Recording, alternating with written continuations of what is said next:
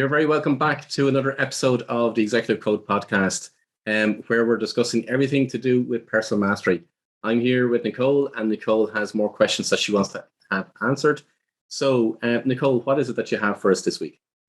So recently, Paula, I was talking to a friend who mentioned that she doesn't hire employees in her business because she doesn't think they can do the work as well as she can. So she would rather do it all herself. This seems to be a common trend, whether you're self-employed or you manage employees in a company, or even when it comes to housework.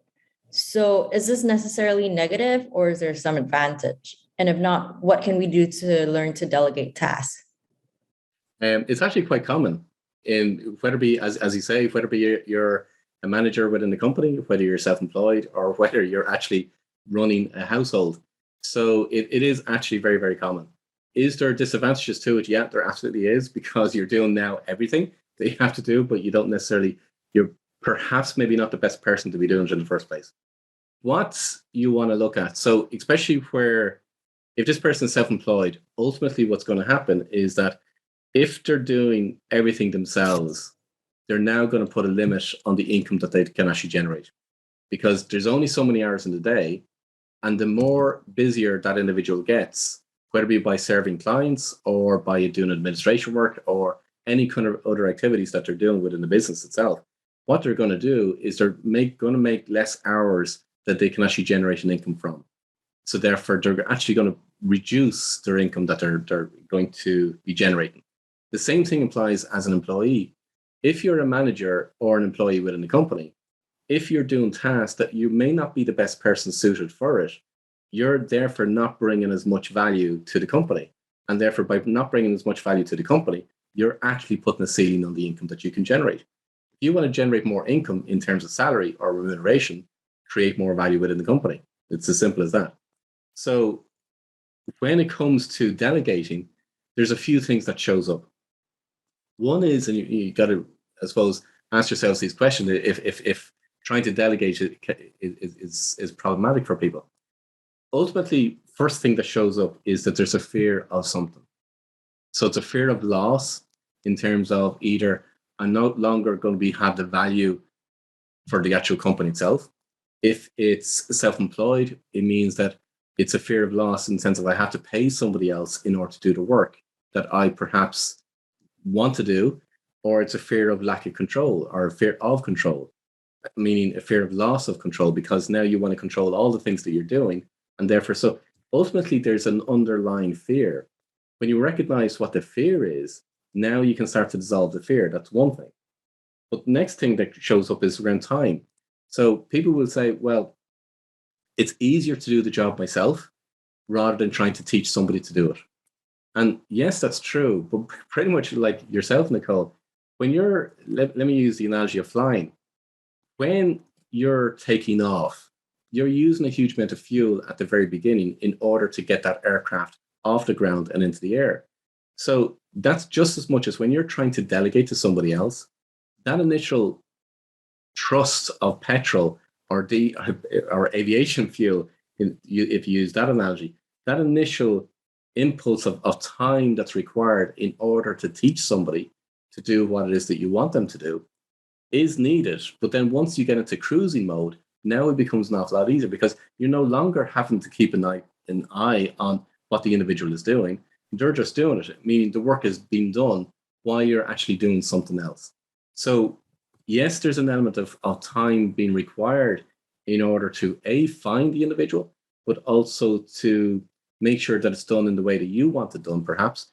But what they'll actually bring to the table is that because they're more competent in it, they will actually bring more and easier, quicker ways of actually doing something in a much better way than you could potentially be doing it yourself.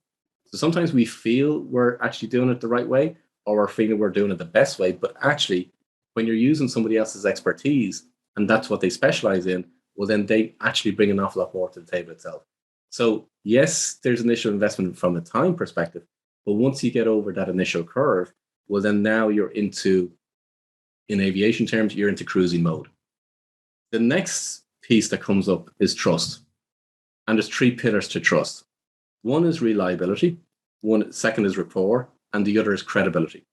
Now, credibility is easy from the perspective of, have they got the experience in doing what you want them to do? Do they have the qualifications or the understanding of what needs to be done? So that's credibility. And most people tick that box from a credibility perspective. The other one is rapport.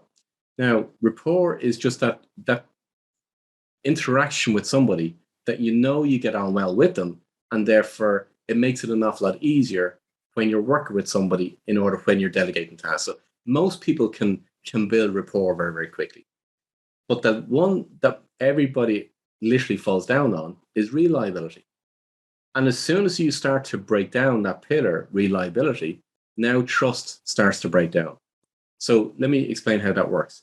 Say you're delegating a task, and that person that's going to do the task says to you, well, look, I'll have X, Y, and Z done by a particular date, and here's how it's going to be done, and here's what you're going to get by that particular date.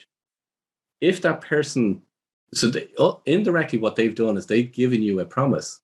Now, if it comes to the date and the task isn't done, now what starts to break down is trust.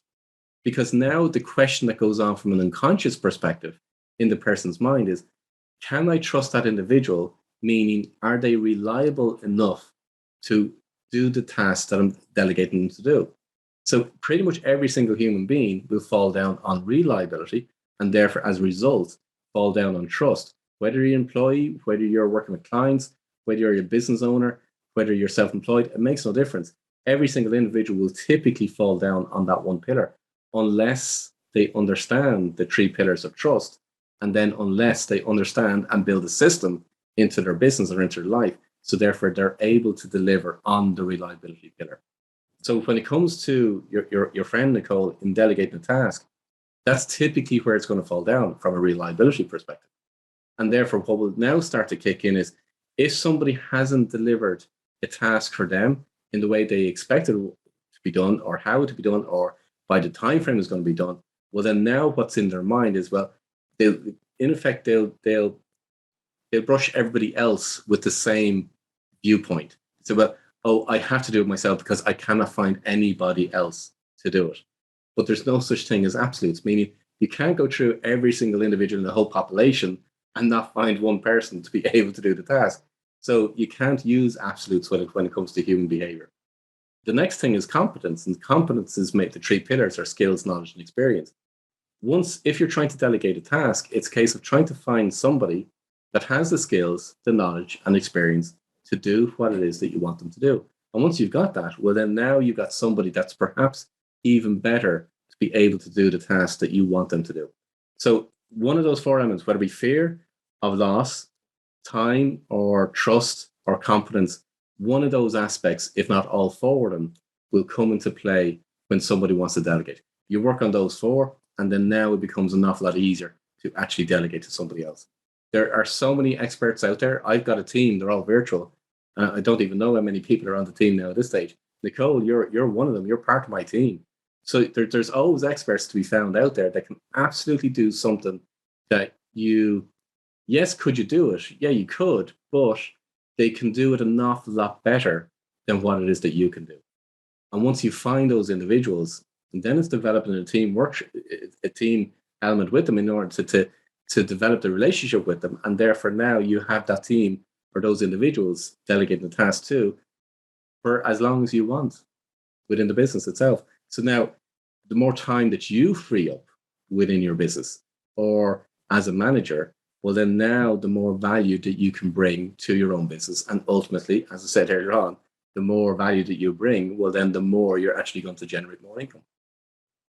Yeah, anyone involved in any sort of onboarding of new employees knows how time consuming it can be because it takes time away from their other work. One thing I noticed was you mentioned competence, and you talked about this in one of your earliest podcasts. It's made up of skills, knowledge, and experience. And then for credibility, which is part of trust, you also mentioned that it includes experience and qualifications. So there does seem to be some sort of overlap between credibility and competence. Yeah, it will be. Absolutely will be. Yeah. And this think of it from the point of view, Nicole, so you're a pilot. So if you were walking in to an airline well, then there's certain certifications that you will have, but also skills, knowledge, and experience in order to do what it is that you're to do as a pilot. And this is especially hard for perfectionists, right? We talked about this on one of the previous episodes, where we have to learn to embrace perfectionism and see it as a strength instead of a weakness. Yeah, absolutely. But here's the thing: why not be perfect in what your genius drivers are, as opposed to trying to be perfect in every single thing that you do? So the more you fill your day, your week, your month, your year with activities that are in line with your genius drivers, well, then the much more value that you're going to bring to the world, and the much more joy and fulfillment that you'll also personally get. So the best way of working it out is that once you know what your genius drivers are, identify what are the activities that are in line with your genius drivers, and everything else is what you want to outsource or delegate or get rid of. Yeah, I like how you mentioned the term good enough is good enough, and that it's not about perfection, but the process of getting to perfection. Yeah, absolutely. And this is going to segue perfectly into our next episode where we talk about Genius U and Genius drivers. Okay, cool. Perfect. I look forward to it. Okay, guys. So that's where we were discussing today in terms of delegating. So if you find yourself one of those people that find it difficult to actually delegate, perhaps maybe look at each one of those 4 areas and see what needs to be done in order to help you actually delegate the activities and the work that you're currently doing that perhaps are not bringing the most value to yourself.